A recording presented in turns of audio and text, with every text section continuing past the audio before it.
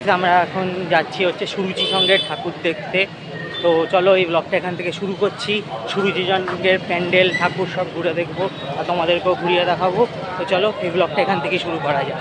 তো গাইস চলে এসেছি সুরুচি সঙ্গের যে ঢোকার জায়গা সেখানে চলে এসেছি। তো আমাদের এখন লাইন দিতে হবে।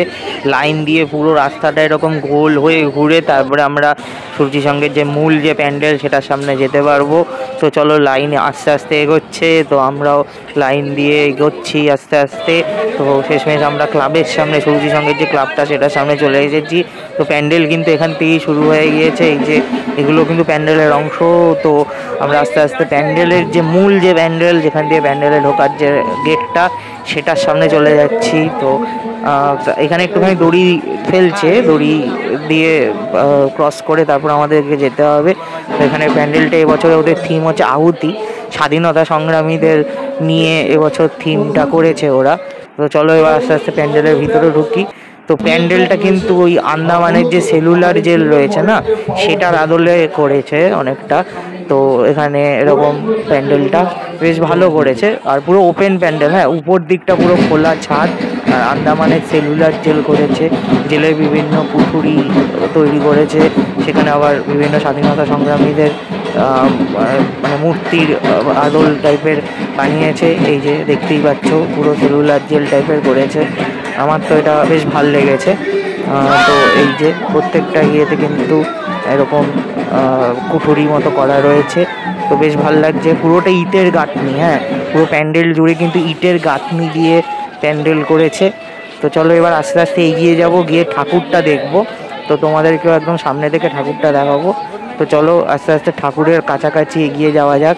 আস্তে আস্তে লোকজনের ভিড় কাটিয়ে আমি ঠাকুরের সামনের দিকে এগোচ্ছি, তোমাদেরকেও ঠাকুরটা দেখাবো ভালো করে।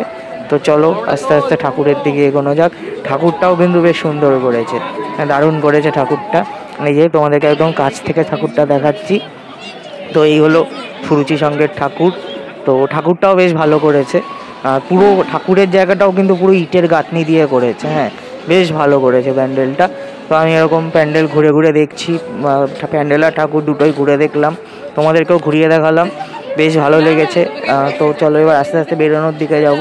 বেরোনোর দিকেও কিন্তু মানে পুরো প্যান্ডেলটা এরকম রাউন্ড শেপের করেছে, তো দারুণ লাগছে। আর এত স্বাধীনতা সংগ্রামীদের সম্পর্কে লেখা রয়েছে, স্বাধীনতা সংগ্রামীদের মূর্তি রয়েছে, বেশ ভালো লাগছে। তো চলো এবার আস্তে আস্তে বেরোনোর দিকে এগিয়ে যাওয়া যাক। পুরো প্যান্ডেলটার আলোর কাজ কিন্তু দারুণ করেছে, আর মানে এত সুন্দর করেছে ইটের গাঁথনি দিয়ে পুরো আন্দামান সেলুলার জেলটা করেছে, বেশ ভাল লাগছে। তো চলো এবার আস্তে আস্তে বেরোনোর দিকে এগিয়ে যাই।